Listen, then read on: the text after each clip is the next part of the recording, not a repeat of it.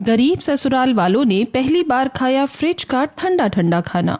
गर्मियों की छुट्टी में एक बहुत ही बड़ी जगह में दो घर बने हुए थे। एक तरफ कविता का शानदार 2 मंजिला पक्का घर था और दूसरी तरफ संध्या का छोटा सा पुराना घर था। दोनों परिवारों की औरतें आंगन में खड़ी होकर जोर जोर से बहस कर रही हैं। तुम लोगों को समझ नहीं आता क्या? अपना ये कबाड़ खाना यहाँ से हटा लो। मेरे घर में बड़े बड़े लोग आते हैं और सामने तुम्हारा ये झोपड़पट्टी जैसा घर देखकर मेरी पूरी रेपुटेशन खराब होती है। दीदी, ये कोई कबाड़ खाना नहीं है, हमारा घर है। और रही बात इसे हटाने की, तो बाबूजी ने ये जगह हमें दी थी। आप कौन होती है हमें यहाँ से हटाने वाली? अरे छोटी मेम साहब, सारी जमीन तो ससुर जी ने मेरे पति के नाम की थी। वो तो तुम लोगों ने रो धो कर आधा हिस्सा हड़प लिया। सुषमा दीदी, अपनी जबान संभालिए। ससुर जी ने सबको बराबर हिस्सा दिया था, वो तो आप लोगों ने बेईमानी करके ज्यादा जमीन और पक्का घर अपने नाम कर लिया और हमें ये टूटा हुआ हिस्सा पकड़ा दिया। अरे चाची जी, पक्का घर बनाने के लिए पैसा लगता है जो आपके पास नहीं है। माँ जी चलिए अंदर, इनसे बहस करने का कोई फायदा नहीं। संध्या अपनी सास रेखा जी को लेकर वहां से चली जाती है। शाम का समय हो गया था। संध्या और रेखा जी साथ बैठकर बातें कर रही थी।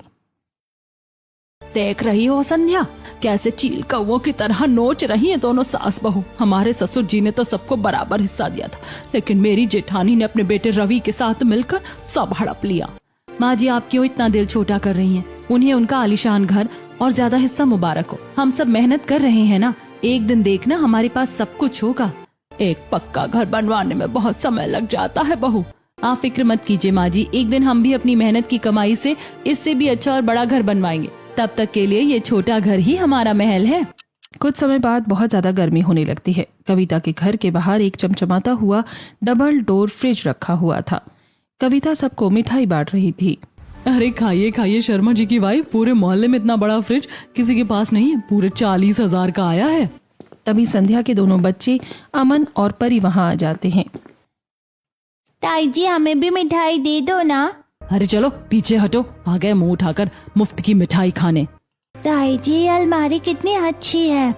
अलमारी नहीं है गवारो, फ्रिज कहते हैं इसे। फ्रिज तुम गरीबों ने तो कभी सपने में भी नहीं देखा होगा ऐसा फ्रिज। जाओ भागो यहाँ से। अगर तुम्हारे गंदे हाथ मेरे इस फ्रिज पर लग गए ना, तो तुम्हारी माँ से पैसे वसूलूंगी। चलो निकलो। अमन और परी उदास होकर वहां से चले जाते हैं। दोपहर का समय हो जाता है। अमन और परी को बहुत प्यास लगी थी। वो दोनों मटके का पानी पीते हैं। माँ, ये पानी है या चाय? एकदम खौलता हुआ गर्म पानी है। दोपहर में इतना गर्म पानी कौन पीता है? हाँ माँ, मुझे तो एकदम ठंडा ठंडा पानी पीना है। हमारे पास वो बड़ा वाला फ्रिज क्यों नहीं है जो ताई जी के घर आया? हम फ्रिज क्यों नहीं लाते? मेरे बच्चों, वो बहुत महंगा आता है। हम गरीब लोग हैं बेटा। अभी तुम्हारे पापा के पास इतने पैसे नहीं हैं कि हम फ्रिज ला सके। अब जो मटके का पानी है उसी में एडजस्ट करना पड़ेगा। पर माँ, मुझे प्यास लगी और ये पानी नहीं पिया जा रहा है। थोड़ा सब्र कर लो बेटा, मैं पापा से बात करूंगी। जब हमारे पास पैसे इकट्ठे हो जाएंगे ना, तब हम भी एक छोटा सा फ्रिज ले आएंगे, ठीक है? अभी के लिए यही पानी पी लो। अमन और परी आंगन में आकर बैठ जाते हैं। तभी कविता के दोनों बच्चे आरव और आर्यन अपने घर से बाहर आते हैं। उनके हाथों में डिजाइनर कांच की बोतलें थीं जिससे वो पानी पी रहे थे। वाओ आर्यन, पानी कितना चिल्ड है यार, मजा ही आ गया। हाँ भैया, इस भयंकर गर्मी में ठंडे पानी का अपना ही मजा है। मटके का गर्म पानी तो सिर्फ भिखारी पीते हैं।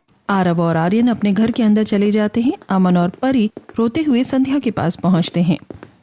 माँ, हमें भी फ्रिज चाहिए, अभी चाहिए। आरव भैया और आर्यन भैया हमें चिढ़ा रहे हैं। उनके पास एकदम बर्फ जैसा पानी है। अमन, मैंने कहा ना, अभी पैसे नहीं है, जिद मत करो बेटा। जब होंगे तब ले आएंगे। जाओ बाहर जाकर खेलो, मुझे काम करने दो। अमन और परी दुखी होकर वहां से चले जाते हैं। अगले दिन अमन और परी कविता के घर जाते हैं। ताई जी, बहुत प्यास लगी, क्या थोड़ा सा ठंडा पानी मिल जाएगा? अच्छा, आ गए भिखारियों की तरह मांगने। चलो कोई बात नहीं, आज मैं तुम्हें अपने इस महंगे फ्रिज का जादू दिखाती हूँ। कविता किचन में जाती है और अपने नए फ्रिज से पानी की बोतल निकालकर अमन और परी को देती है। देखो इसे, तुम लोगों के उस सड़े हुए मटके में कभी ऐसा पानी नहीं मिलेगा। इसे कहते हैं ब्रांडेड चीज का जलवा। 2 मिनट में पानी बर्फ बन जाता है। कविता दोनों को पानी देती है। अमन और परी पीकर वहां से चले जाते हैं। अगले दिन दोपहर का समय था। कविता फ्रिज से आइसक्रीम निकाल रही थी। तभी अमन और परी वहां आ जाते हैं। लो भाई, कल पानी पिया था, आज आइसक्रीम की खुशबू सूंघ कर आ गए। सच कहते हैं गरीबों को एक बार मुंह लगाओ तो रोज रोज दरवाजे पर आ जाते हैं। ताई जी बस थोड़ी सी। ले लो, खा लो। वैसे भी तुम्हारे नसीब में ये सब कहाँ है। खाओ और याद रखना कि तुम्हारी ताई कितनी अमीर और दयालु है। अमन और परी आइसक्रीम खाकर वहां से चले जाते हैं। दोपहर का समय था। संध्या के घर में 2-3 मेहमान आए हुए थे। संध्या रसोई में परेशान खड़ी थी क्योंकि मटके का पानी खत्म हो गया था और मेहमानों को कुछ ठंडा पिलाना था। मटके का पानी तो एकदम चाय जैसा गर्म हो गया है। मेहमान बैठे, उन्हें क्या पिलाऊं? मम्मी आप टेंशन मत लो, हम अभी ताई जी के यहाँ से ठंडा पानी और बर्फ लेकर आते हैं। अमन और परी कविता के घर जाते हैं। ताई जी हमारे घर मेहमान आए हैं, मम्मी ने कहा है कि थोड़ा ठंडा पानी और थोड़ी सी बर्फ दे दीजिए। फिर आ गए। क्या समझ रखा है तुमने मेरे घर को? कोई चैरिटी या धर्मशाला? फ्रिज मेरा, बिजली का बिल मेरा और ठंडा पानी पूरे मोहल्ले को पिलाऊं? ताई जी प्लीज दे दो, मेहमान बैठे हैं। मेहमान तुम्हारे हैं, मेरे नहीं। औकात नहीं है फ्रिज खरीदने की, और नखरे देखो। भागो यहाँ से। परी और अमन दुखी होकर वापस अपने घर आ जाते हैं। संध्या उन्हें दुखी देखकर सब समझ जाती है और मेहमानों को वही मटके का पानी देती है और फिर वो पानी पीकर वहां से चले जाते हैं। कोई बात नहीं मेरे बच्चों, बुरा मत मानो। आज हमारा वक्त खराब है, पर हमेशा ऐसा नहीं रहेगा। हमारा भी समय आएगा। शाम का समय था। अमन और परी दुखी होकर आंगन में बैठे थे। तभी आरव और आर्यन अपने घर के बाहर आते हैं और अमन परी के सामने खड़े होकर आइसक्रीम खाने लगता है। देख रहे हो आर्यन, ये वाली चॉकलेट आइसक्रीम कितनी ठंडी और मजेदार है। हाँ भैया, ये तो सिर्फ उन्हीं को मिलती है जिनके घर में बड़ा वाला डबल डोर फ्रिज होता है। कुछ लोगों की किस्मत में सिर्फ मटके का गर्म पानी लिखा है। परी चल अंदर चलते हैं। अमन और परी वहां से चले जाते हैं। रात का समय था। पूरा परिवार सूरज, रेखा जी, गोविंद जी और संध्या साथ बैठकर खाना खा रहे थे, लेकिन अमन और परी खाना नहीं खा रहे थे। पापा हमें फ्रिज चाहिए, ताई जी के बच्चे हमें बहुत चिढ़ाते हैं, हमें भी ठंडा पानी पीना है। हाँ पापा, हमें फ्रिज चाहिए ही चाहिए। ताई जी कहती है कि हमारी औकात नहीं है, क्या हम कभी फ्रिज नहीं ले पाएंगे? बेटा मैं कोशिश कर रहा हूँ, पर अभी पैसे नहीं हैं। चुप हो जाओ बच्चों, कल देखते हैं, कुछ न कुछ रास्ता जरूर निकलेगा। अब खाना खा लो। अगले दिन सुबह संध्या ने 2 मटके लिए, एक छोटा और एक बहुत बड़ा। संध्या छोटे मटके पर मोटा गीला कपड़ा लपेटती है और उसे बड़े मटके के अंदर रखकर चारों तरफ बालू भर देती है। अमन, परी इधर आओ। देखो ये बन गया हमारा देसी फ्रिज। अब इसमें पानी एकदम ठंडा रहेगा। मम्मी ये ठंडा तो है, पर वैसा नहीं है जैसे ताई जी के यहाँ मिलता है। इसमें बर्फ तो नहीं जमती ना। हमें तो वही असली फ्रिज चाहिए माँ, जिसमें से धुआं निकलता है और बर्फ जमती है। हमें मटका नहीं चाहिए। कुछ समय बाद दोपहर का समय था। संध्या रसोई साफ कर रही थी। वो देखती है कि कल की बची हुई सब्जी पूरी तरह खराब हो गई है और कोने में रखी हरी सब्जियां भी सूख गई हैं। सब्जियां भी खराब हो रही हैं, बच्चे भी दुखी हो रहे हैं। अब तो फ्रिज लेना ही पड़ेगा। रात को संध्या सबको इकट्ठा करती है। ये मेरी मेहनत की जमा पूंजी है माँ जी, बाबूजी, अब फ्रिज लेना ही होगा। ये ले बहू, ये मेरे कुछ बचाए हुए पैसे हैं। बच्चों की खुशी से बढ़कर कुछ नहीं है मेरे लिए। अरे ये मेरी पेंशन के पैसे हैं बेटा, ये भी रख लो। काफी पैसे हो गए हैं संध्या। बच्चों बस कल परसों की बात है, फिर हमारे घर में भी फ्रिज आ जाएगा। अगले दिन सूरज की बुआ की बेटी ममता कविता के घर आती है। ममता के कपड़े जगह जगह से फटे हुए थे और वो बहुत दुखी थी। भाभी, आपके जीजा जी का काम छूट गया है। घर में खाने को दाना नहीं है, बच्चों की फीस बाकी है। प्लीज कुछ मदद कर दीजिए। ए लड़की, मेरे यहाँ क्या बैंक खुला है जो मैं तुझे पैसे दे दूं? चल भाग यहाँ से और दोबारा यहाँ मत आना। ममता रोती हुई वहां से चली जाती है और संध्या के घर पहुंचती है। उसे वो सब कुछ बताती है। ये लो, इन्हें रख लो और बच्चों की फीस भर दो। और सुनो, इन्हें लौटाने की कोई जरूरत नहीं है। अपनों के काम नहीं आएंगे तो किसके काम आएंगे? तुम तो देवी हो संध्या भाभी, भगवान तुम्हारा भला करे। ममता चली जाती है। अमन और परी ये सब देख रहे थे। मम्मी आपने सारे पैसे दे दिए, अब हमारा फ्रिज कैसे आएगा? बेटा वो बहुत मुसीबत में थी। ठंडा पानी पीना जरूरी है, लेकिन किसी की दुआ लेना उससे भी ज्यादा जरूरी है। भगवान कोई और रास्ता जरूर निकालेगा। 2 दिन बीत जाते हैं। अमन और परी बहुत दुखी थे। एक दिन सूरज बहुत खुश होकर अपने काम से लौटता है। संध्या, माँ बच्चों, खुशखबरी है। मेरे मालिक ने खुश होकर मुझे एक काम का एडवांस पेमेंट दिया है और बाबूजी की रुकी हुई पेंशन भी आज आ गई है। अरे वाह, देखा बहू, मैंने कहा था ना कि भलाई कभी खाली नहीं जाती। पैसा कम है, तो हम बहुत बड़ा फ्रिज तो नहीं ले पाएंगे, लेकिन एक छोटा सा फ्रिज जरूर ले लेंगे। चलो तैयार हो जाओ, हम सब फ्रिज लेने चलते हैं। शाम हो जाती है। सूरज बैठकर फोन में सेकंड हैंड फ्रिज सर्च कर रहा था। तभी उसे फोन पर एक अननोन नंबर से कॉल आता है। हेलो। हेलो सर, आपने ऑनलाइन फ्रिज के लिए देखा था ना? मेरे पास एकदम brand new double door fridge है। मुझे शहर से बाहर शिफ्ट होना है तो जल्दी बेचना है। सिर्फ 3,000 रुपए में दे दूंगा। 3,000 रुपए में डबल डोर? अरे वाह भैया, मुझे चाहिए, मैं अभी आकर ले लेता हूँ। हाँ सर, लेने तो बहुत लोग आ रहे हैं। अगर आपको पक्का चाहिए तो आप 2,000 रुपए ऑनलाइन पेमेंट एडवांस दे दीजिए, उसके लिए मैं बुक कर दूंगा। बाकी 1,000 आकर दे देना। हाँ हाँ ठीक है भैया, मैं अभी आपको पेमेंट कर रहा हूँ। आप बस फ्रिज किसी और को मत देना। सूरज अपने फोन से पैसे ट्रांसफर कर देता है। आधे घंटे बाद सूरज उसी नंबर पर बार बार कॉल करता है, लेकिन फोन स्विच ऑफ आ रहा था। अरे लुट गया संध्या, मैं लुट गया। बच्चों के लिए सस्ते फ्रिज के लालच में मैंने अपने बचे खुचे सारे पैसे उस आदमी को बेच दिए। वो फ्रॉड था। क्या? सारे पैसे? हे भगवान, अब क्या होगा? पापा, इसका मतलब हमारे घर फ्रिज नहीं आएगा। ताई जी के बच्चे सही कहते हैं, हम गरीब हैं, हमें कभी ठंडा पानी नहीं मिलेगा। दोनों बच्चे रोने लगते हैं। अगली सुबह संध्या एक बड़ा सा थैला लेकर घर से बाहर आती है, जिसमें उसने घर के बने अचार और पापड़ के पैकेट्स रखे थे। सूरज जी, जो हो गया सो हो गया। रोने से वो फ्रॉड पैसे वापस नहीं करेगा। मैंने फैसला लिया है, मैं अपने हाथों से बने अचार और पापड़ घर घर जाकर बेचूंगी। संध्या, तुम धूप में घर घर जाओगी? जाना पड़ेगा सूरज जी। कल मेरे बच्चों के आंसू मुझसे देखे नहीं गए।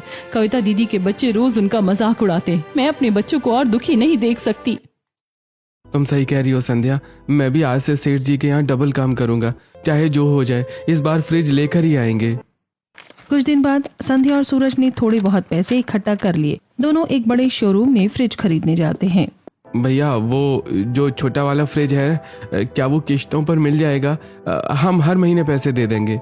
किश्तों पर? उसके लिए क्रेडिट कार्ड, सैलरी स्लिप और अच्छा सिबिल होना चाहिए। ये सब है तुम्हारे पास? जी वो सब तो नहीं है। तो भैया यहाँ टाइम पास करने क्यों आ गए? EMI पर चीजें लेने के लिए बैकग्राउंड होना चाहिए। ये फ्रिज है, कोई मटका नहीं है जो 100 रुपए में जाओ और ले आओ। जाओ यहाँ से, फालतू में AC की हवा खा रहे हो। संध्या और सूरज दुखी होकर वहां से चले जाते हैं। कुछ दिन और बीत जाते हैं। सूरज खुश होकर अपने घर लौटता है। संध्या, माँ सेठ जी को एक शादी के लिए बहुत बड़ा लड्डू और बर्फी का ऑर्डर मिला है। उन्होंने कहा है अगर 2 दिन में पूरा कर दिया तो मुझे बहुत बड़ा बोनस मिलेगा। सच? तो फिर देर किस बात की, हम सब मिलकर काम करेंगे। 2 दिन बाद पूरा परिवार मेहनत करके ऑर्डर तैयार करता है। रात का समय हो जाता है। सूरज ऑर्डर को दे आया था। वो पैसे गिन रहा था। लो संध्या, हमारी मेहनत रंग लाई। और ये देखिए, मैंने जो अचार और पापड़ बेचे थे उसके पैसे भी इकट्ठा हो गए। अब हमें कोई किश्तों की भीख नहीं मांगनी पड़ेगी। हम नकद फ्रिज लाएंगे। अगले दिन पूरा परिवार एक अच्छे शोरूम में फ्रिज खरीदने जाता है। अमन और पूरी खुशी से एक सिंगल डोर फ्रिज सिलेक्ट करते हैं। मम्मी, यही वाला फ्रिज चाहिए, बहुत सुंदर है। अरे भैया, ये पैक कर दो, नकद पेमेंट है। और हाँ, इसके साथ जो स्टैंड और फ्रिज का कवर आता है ना, वो भी दे देना। अरे भैया नहीं, कवर और स्टैंड कंपनी फ्री नहीं देती, उसके पैसे लगेंगे। अरे संध्या, चलो यहाँ से। सामने वाले शर्मा जी तो बहुत अच्छी खातिरदारी भी कर रहे थे और स्टैंड भी फ्री में दे रहे थे। हमने सोचा चलो आपकी बोनी करवा देते हैं, पर आप तो लूट रहे हो। चलो बच्चों। अरे अरे भैया, गुस्सा क्यों कर रहे हो? रुकिए रुकिए, चलिए आप भी क्या याद रखेंगे, आपको बढ़िया डिजाइनर कवर और स्टैंड फ्री में दे देता हूँ। अब खुश? पूरा परिवार घर आ जाता है। घर में फ्रिज आ चुका था। संध्या ने फ्रिज के ऊपर फूलों का वास रख दिया था। सभी फ्रिज को देखकर बहुत खुश हो रहे थे। अरे देख, अंदर कितनी अच्छी लाइट जल रही है और एकदम AC जैसी ठंडी हवा आ रही है। अरे बच्चों, कितनी बार कहेगी, बार बार गेट मत खोलो। फ्रिज की सारी गैस निकल जाएगी और कूलिंग खराब हो जाएगी। रात हो जाती है। संध्या और उसका परिवार एक साथ बैठकर खाना खा रहे थे। संध्या किचन से एकदम ठंडे पानी की बोतल, रायता और ठंडा ठंडा सलाद लेकर आती है। ये लीजिए हमारे नए फ्रिज का चिल्ड पानी। और आज मैंने रायता और सलाद भी दोपहर में ही बनाकर फ्रिज में रख दिए थे। मजा आ गया संध्या। दिन भर की सारी थकान इस एक गिलास ठंडे पानी ने खींच ली।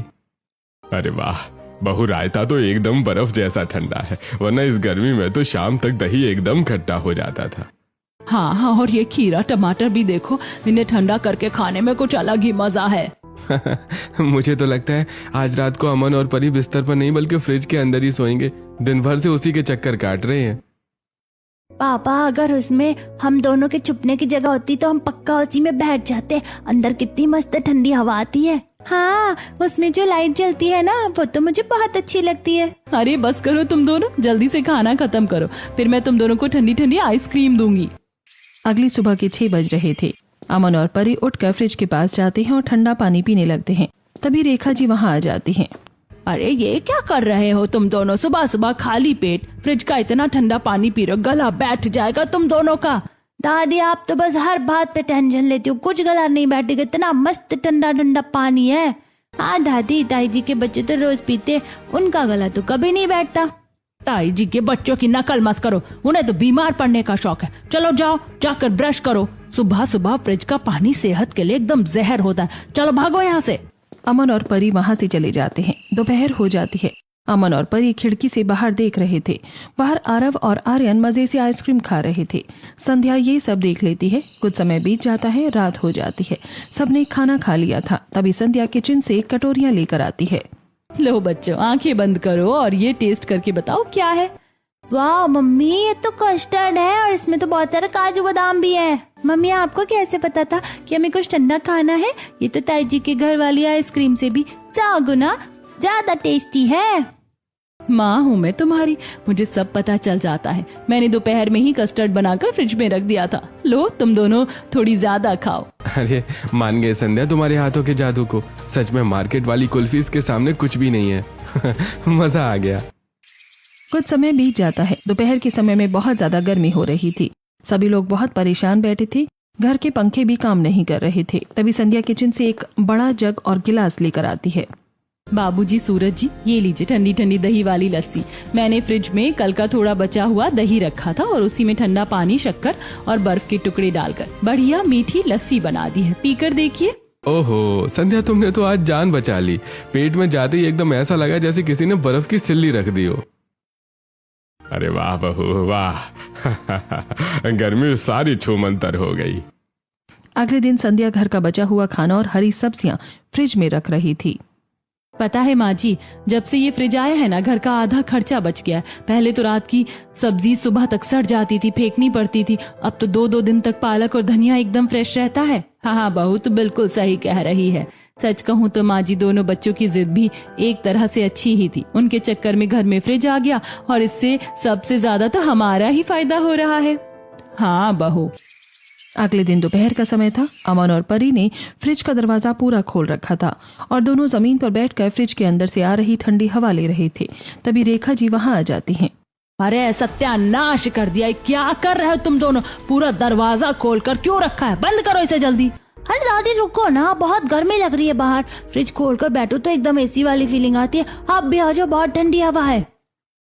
एसी की फीलिंग के बच्चे, पता भी है कि फ्रिज खराब हो जाएगा। इसकी सारी गैस निकल गई ना तो डब्बा बन जाएगा ये फ्रिज। अरे दादी, आप तो हर बार बस टोकती रहती हैं। इतनी सी हवा खाने से कौन सी गैस निकल जाएगी? कुछ खराब नहीं होता ऐसे। तुम दोनों आजकल बहुत मस्ती करने लगे हो। अगर फ्रिज खराब हुआ ना तो तुम्हारे पापा तुम्हारी अच्छी खासी क्लास लगाएंगे। चलो हटो यहाँ से, जाओ बाहर जाकर खेलो। अमन और परी थोड़ा दुखी होकर वहां से चले जाते हैं। शाम का समय हो जाता है। सूरज फ्रिज में पानी की बोतल ढूंढ रहा था, लेकिन सभी बोतल खाली थी। संध्या किचन में खाना बना रही थी। संध्या ये क्या है? फ्रिज तो हम ले आए, पर इसमें एक भी बोतल पानी की भरी हुई नहीं है। तो भरकर रख दीजिए ना, पानी तो घर में सब पीते हैं। क्या बोतलें भरने की ड्यूटी सिर्फ मेरी है? घर के इतने सारे काम होते हैं, मैं अकेली क्या क्या करूं? अरे तो मैंने कौन सा बड़ा काम बोल दिया? कम से कम मेरे आने से पहले 2 बोतल तो भरकर रख सकती हो ना। दोनों के बीच बहस होने लगती है। तभी अमन और परी वहां आ जाते हैं। अरे पापा मम्मी, आप दोनों फालतू में क्यों लड़ रहे हो? लाओ ये बोतल मुझे दो, हम भर देते हैं। हाँ पापा, आपसे फ्रिज में पानी की बोतलें भरने की ड्यूटी हमारी, हम भरेंगे बोतल। समय बीत जाता है। रात के 2 बज रहे थे। घर में सब सो रहे थे। तभी अमन और परी उठते हैं और फ्रिज के पास जाते हैं। परी जल्दी आ। अमन फ्रिज का दरवाजा खोलकर उसके सामने बैठ जाता है। परी भी उसके साथ बैठ जाती है। वाओ भैया, ऐसा लग रहा है जैसे एकदम एसी चल रहा है। हाँ, बस मन कर रहा है कि पूरी रात ऐसे बैठकर सोते रहें। अमन और परी कुछ समय तक वहां बैठे रहते हैं। कुछ समय बाद में लगता है कि गोविंद जी जाग गए हैं, इसलिए वो जल्दी से दरवाजा बंद करके वापस अपनी जगह सो जाते हैं। अगले दिन दोपहर को संध्या अपने घर के बाहर खड़ी थी। तभी वहां मोहल्ले की कुछ औरतें आती हैं जिनके यहाँ फ्रिज नहीं था। संध्या उन्हें ठंडा पानी और बर्फ देती है। सच में संध्या तो कितनी अच्छी है, बेझिझक सबको अपने फ्रिज का ठंडा पानी और बर्फ दे देती है। अरे एक तेरी जेठानी है, कविता इतना बड़ा फ्रिज रखा है, पर मजाल है जो मोहल्ले के किसी इंसान को एक बर्फ का टुकड़ा भी दे दे, कहती मेरे फ्रिज की गैस खत्म हो जाएगी। अरे आंटी जी, पानी पिलाने से कोई गरीब नहीं हो जाता। आप लोगों को जब भी ठंडा पानी चाहिए वो बेझिझक आ जाना। सभी पड़ोस बर्फ और पानी लेकर वहां से चली जाती हैं। कुछ समय बीत जाता है। संध्या अपने घर के बाहर कपड़े सुखा रही थी। तभी कविता भी अपने घर से बाहर आ जाती है और संध्या को उल्टा सीधा सुनाने लगती है।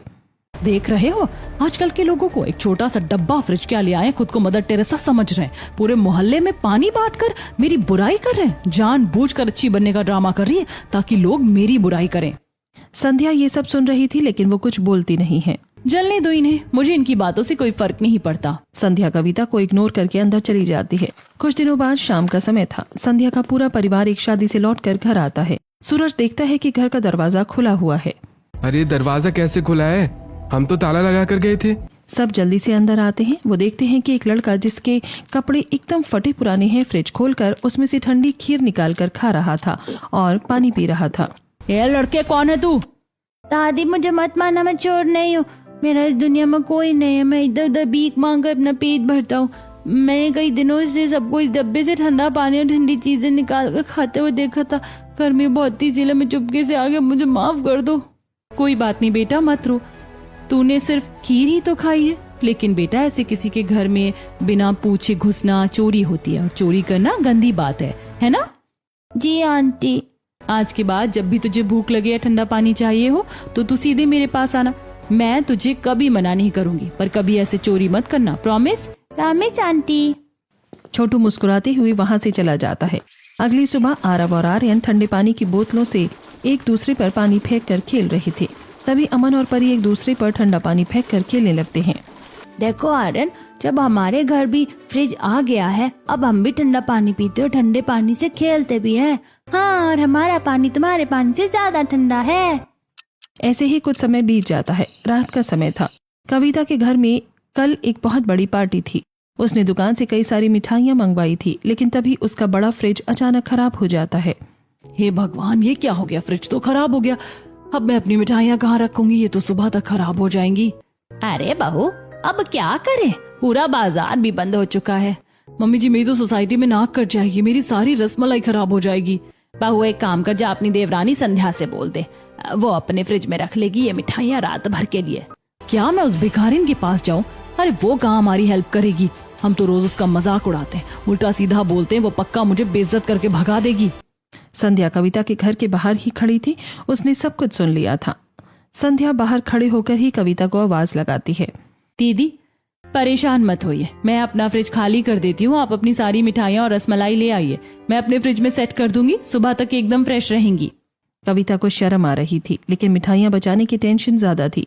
वो सारी मिठाइयों के डिब्बे लेकर संध्या के घर आती है। संध्या, तुम्हारा ये डिब्बा फ्रिज बहुत छोटा है, कहीं मेरी इतनी महंगी मिठाइयाँ एक के ऊपर एक रखने से खराब ना हो जाए। सही से रहेंगी ना इसमें? दीदी आप फिक्र मत कीजिए, फ्रिज मेरा बेशक छोटा है लेकिन कूलिंग अच्छी करता है। आपकी महंगी मिठाइयाँ इसमें बिल्कुल सेफ रहेंगी, खराब नहीं होंगी। फिर कविता चली जाती है। अगले दिन बहुत ज्यादा गर्मी थी। अमन और परी फ्रिज से बर्फ और ठंडा पानी निकालकर उससे नहा रहे थे और बहुत खुश हो रहे थे। परी देख, एकदम वाटर पार्क वाली फीलिंग आ रही है ना, कितना ठंडा पानी है ना।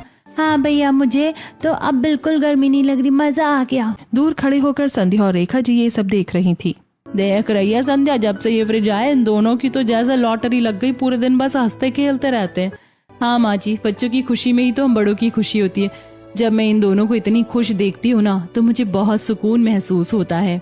कुछ दिन बीत जाते हैं। अमन और परी रात को जब सब सो जाते थे तो फ्रिज का दरवाजा खोलकर उसके सामने बैठ जाते थे। कुछ समय तक वो दोनों यही करते हैं, जिससे अचानक फ्रिज खराब हो जाता है।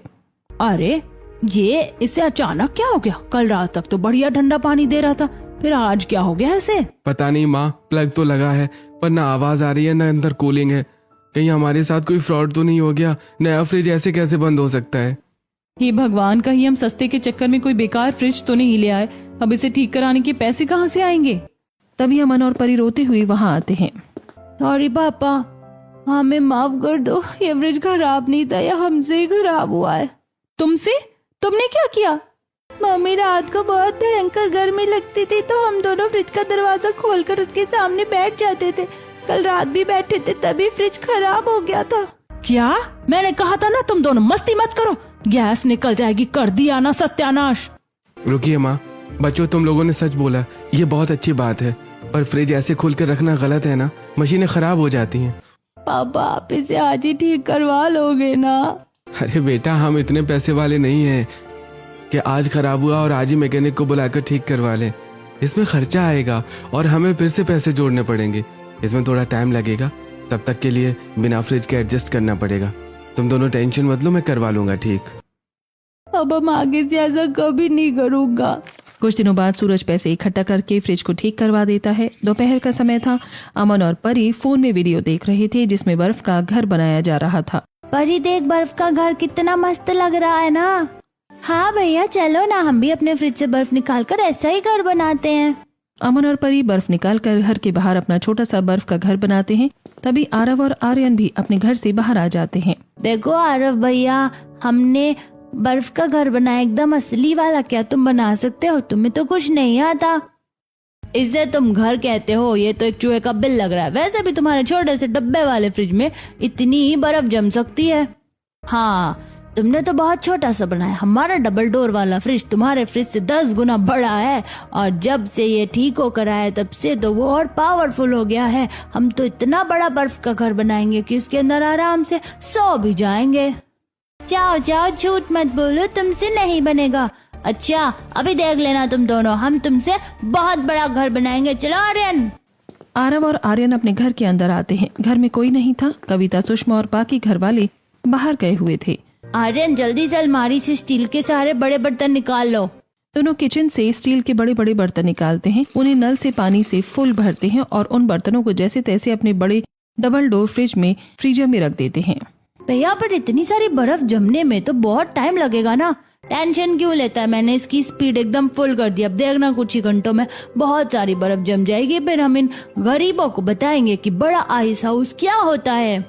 रात का समय हो जाता है। आर्यन और आरव घर के अंदर ही थे। तभी ब्लास्ट की आवाज आती है। ओवरलोड और फुल स्पीड पर चलने की वजह से डबल डोर फ्रिज में ब्लास्ट हो जाता है और देखते ही देखते घर में आग लग जाती है। तभी कविता भी बाहर आ जाती है और संध्या का परिवार भी आवाज सुनकर वहां आ जाता है।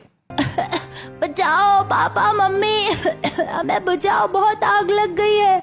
हे भगवान, मेरे बच्चे अंदर फंस गए, कोई तो बचाओ मेरे बच्चों को। कविता घर के अंदर जाने की कोशिश करती है, लेकिन तभी उसका पति रवि उसे रोक देता है।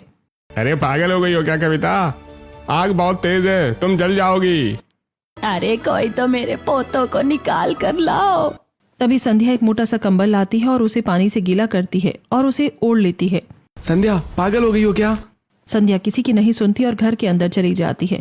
कुछ देर बाद संध्या आरव और आर्यन को सुरक्षित बाहर ले आती है। आरव, आर्यन, तुम दोनों ठीक तो हो ना मेरे बच्चों? तभी कविता की नजर संध्या पर पड़ती है। संध्या का एक हाथ आगे से थोड़ा जल गया था। संध्या, तूने मेरे बच्चों के लिए अपनी जान दांव पर लगा दी।